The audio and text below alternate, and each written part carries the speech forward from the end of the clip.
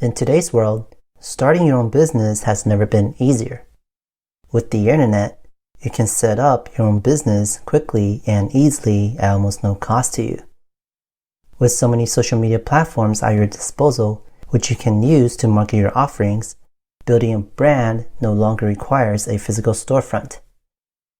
By the same token, this convenience and ease also translate to a more strenuous competition in the marketplace. According to the United States Small Business Administration, about 414,000 new businesses open each year in the US alone. Regardless of your industry, the market is saturated, and it's only going to get more crowded as the years go by. This is what is called the red ocean. The ocean is full of sharks trying to take a bite out of each other's profits, so the ocean becomes a bloody competition. As competition rises, profits shrink, and the only way out is to make your way to the uncharted territory, otherwise known as the blue ocean. It is an uncontested market space with rules that have yet to be set. An uncontested market space which makes the old competition irrelevant.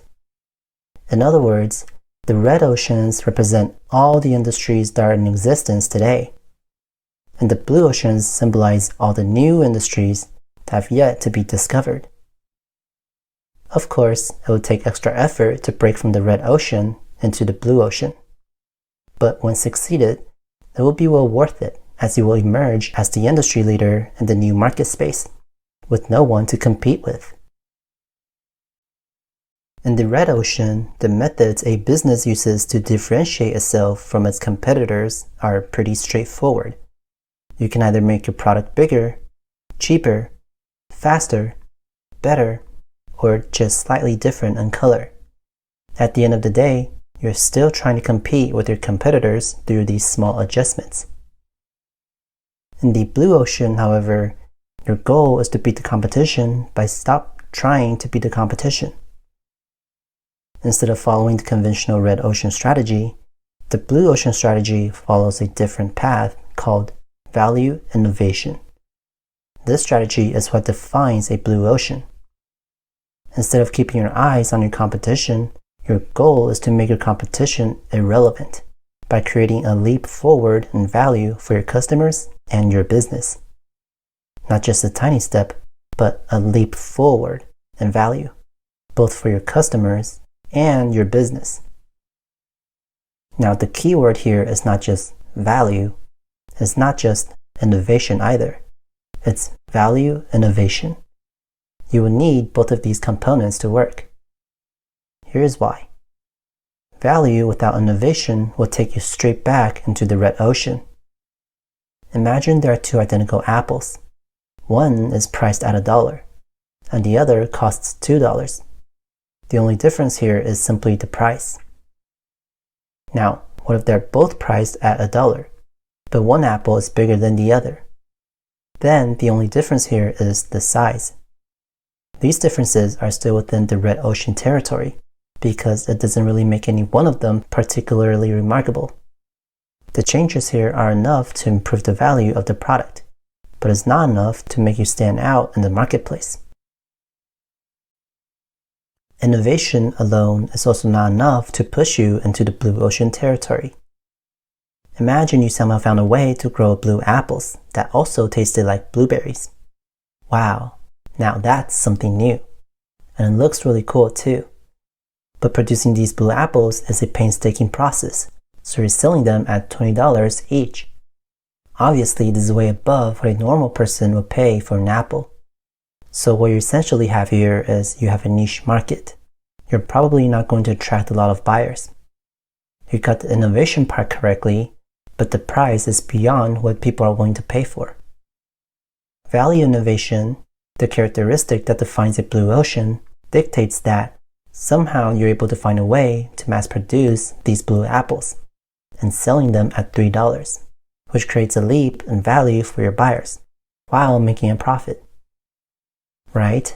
So it has to provide a leap in value for your customers and your business. Let's take a look at some real-life examples. Ford Model T. In the early days of the automobile industry, cars were expensive because they were handmade, and the building process took a long time. A typical car would cost around $1,500, which is nearly twice the annual income of an average family. The industry was small because the cars were expensive and reliable, and fixing it would cost a fortune. When Henry Ford introduced the assembly line to build the Model T, he replaced skilled craftsmen with unskilled workers, cut the time to produce a Model T from 21 days down to just 4 days, made the car more durable and easier to fix, and more importantly, made cars more affordable by pricing it at $850, half the cost of its competitors. The price dropped to $609 in 1909, and by 1924, it only cost around $290 per vehicle. Ford's Blue Ocean disrupted the entire horse carriage industry and ushered in a new era of transportation in the US.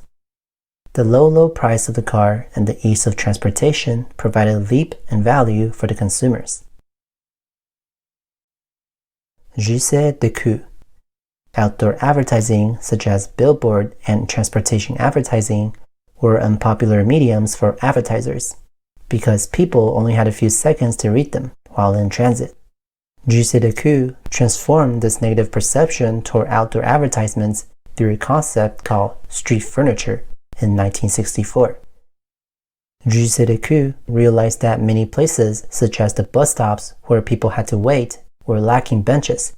So J'essaie de coût struck deals with various cities to provide street furniture so people could rest while they wait, and agreed to maintain and replace damaged furniture all free of cost to the cities, but under the premise that they use these furniture to display ads. The result was a sudden surge in interest for outdoor advertisements. Instead of waiting 15 days to launch a traditional billboard campaign, it only took 2 to 3 days with street furniture. Instead of a short 10 seconds exposure, advertisers were able to capture the audience's undivided attention much longer as they wait for their buses. J'essaie de coût was able to provide a leap in value for its advertisers with speed and longer attention span. In addition, the profit margin for street furniture was as high as 40%, compared to 14% for billboard and 18% for transportation advertisements. Dyson created a blue ocean by eliminating the need to buy vacuum bags. These bagless vacuums saved the customers the cost and hassle to replace the bags.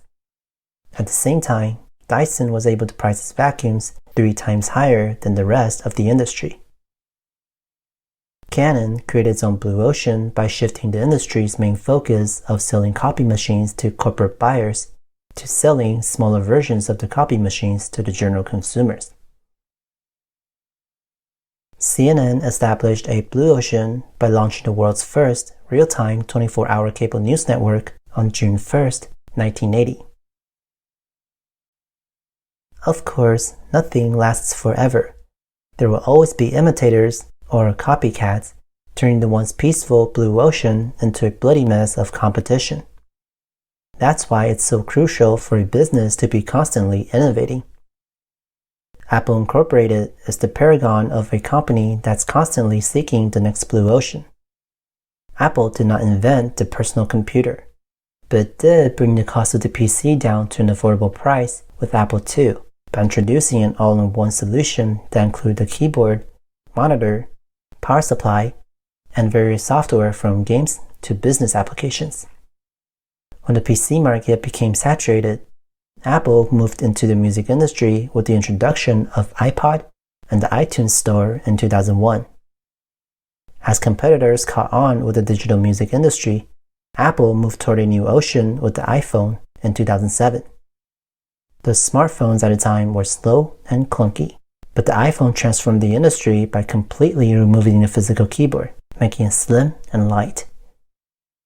In 2010, Apple carved out another blue ocean with the introduction of the iPad, that upon announcement was immediately ridiculed by the public as the iTampon. But now the device can be found in nearly every school in the US.